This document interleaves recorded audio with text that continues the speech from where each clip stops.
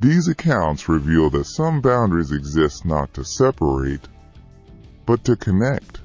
Welcome to the Charon Files. The stories you are about to hear are testimonies from living witnesses of what moves beyond understanding, of what refuses to be explained. Each of them stood at the edge of what is known and looked into what lies beyond it. My name is Charon, Ferryman of the Dead, the one who waits at that edge.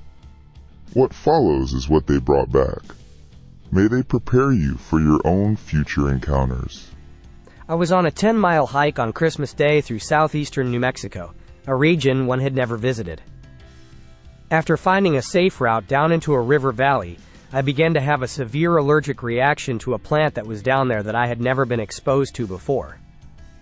I immediately popped some Benadryl I had in my pack, and we quickly began to climb back out of the valley. In case I began to go into anaphylactic shock, I wanted to be somewhere medical personnel could reach me easily. My throat was nearly completely swollen by the time we reached the precipice, and I was nearly passing out from lack of oxygen in the strenuous climb out of the valley. Suddenly, a falcon fluttered onto a branch no more than 10 feet from us. We heard it coming because it surprisingly had a jingling bell around its neck. We paid little mind to it and started hiking to the trailhead. The problem was that I had been the one keeping track of the route we came in on, and in my daze I took a wrong turn.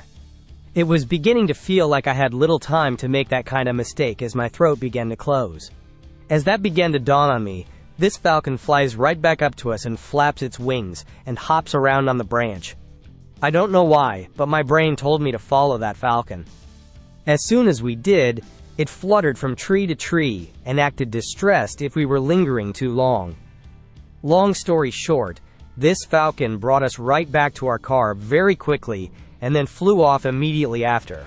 My friend drove me to the clinic and got there just in time to receive epinephrine and revive me. It may not sound as wild over text, but that falcon had to have been someone's pet. But how did it know to find distressed hikers and help them? It honestly warms my heart. Thank you, falcon. My mom is dying of stomach cancer at the age of 92. While it seems like a nice long life, for her it is short as her mind is still quite brilliant and still has her feisty personality, but unfortunately nothing we can do.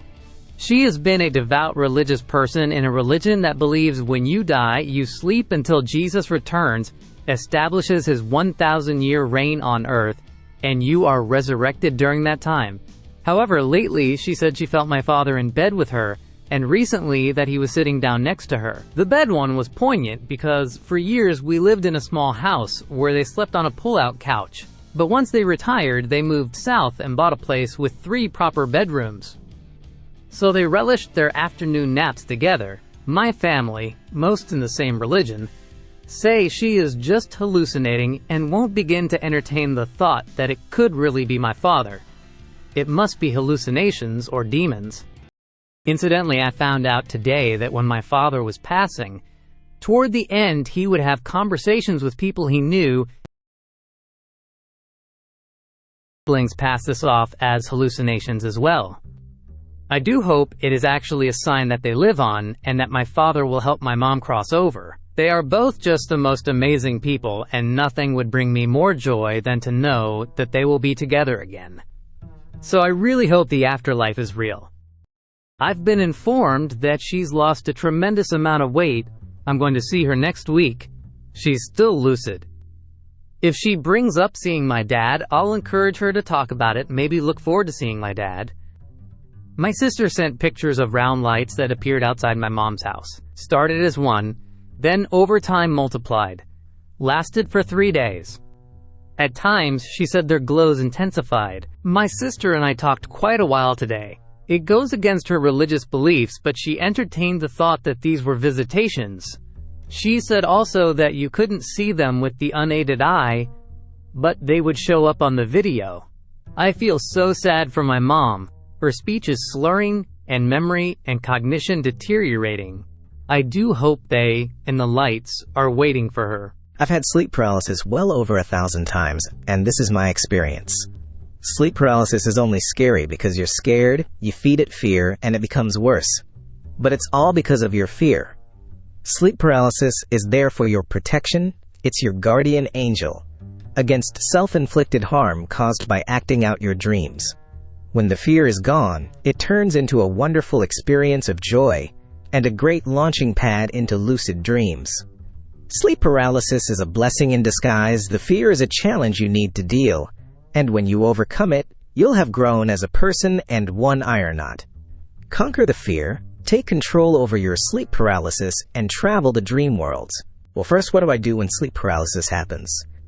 What I do now is to relax into them, place and focus on them, and mentally surf the waves of vibration. But to get to this point, I've spent many sleep paralysis experiences in fear because I didn't know what was happening, and I too saw demons and felt evil presences. But this was because I didn't know that I was the one creating everything through my fear of it.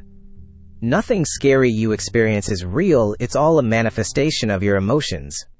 The key here is reducing the fear and going in with a positive mindset. I'll try to explain why it's often scary, because if you understand how it works, then there's no reason to be scared of it. For most people, me included, the reason why sleep paralysis is often a scary experience at first is because of the mindset. It's often because of two things. It can be because you've read about all the scary things you'll experience during sleep paralysis. This is a self-fulfilling prophecy. Because then you'll say that you had a scary experience, and then you give someone the same mindset, and so it repeats over and over again with new people reading about it. The second way generally, for people that never heard about sleep paralysis before, is the primal fear of the unknown and the brain making assumptions. This is multi-layered and affects everything to some degree. So it often happens when it's dark in the room. Fear of the unknown. You discover that you can't move, and it's dark. Your mind tries to find an explanation, and what it comes up with is that something must be holding you down. It focuses on that, and suddenly you can see some evil thing holding you down. Your mind creates something that will match what you're feeling. If you fear this imaginary but very realistic thing, then your mind fear that amplifies itself each time. Realizing that nothing you are is real, and it's just your mind and imagination playing tricks on you, combined with the understanding that sleep paralysis is there to protect you. It made my experience of it much less scary, and I realized that was because I no longer feared it as much. And that realization itself, every time, made the experience less scary and more positive. After a while, the fear was all gone, and now, without the scary things there to bother me, I instead started feeling excited about experiencing it, and now instead I was in a positive spiral that made the experience better and better each time. So unless I'm stressed and feeling bad already, I almost never experience sleep paralysis as bad anymore. Now, it's no longer an exhausting experience that ruins my day, but instead, it's a great experience that actually gives me a boost of energy and a good mood for several hours, if not the whole day after it happens. Each of these accounts, unique in circumstance and setting, speaks to a singular truth, that in moments of human vulnerability, a guiding presence, a comforting solace, or a profound shift in perception can emerge from the unseen. The names of the witnesses have been changed to maintain anonymity. If what you have heard tonight mirrors something you have experienced, leave your story in a comment below, and we will include it in a future episode. Don't forget to subscribe. You wouldn't want to miss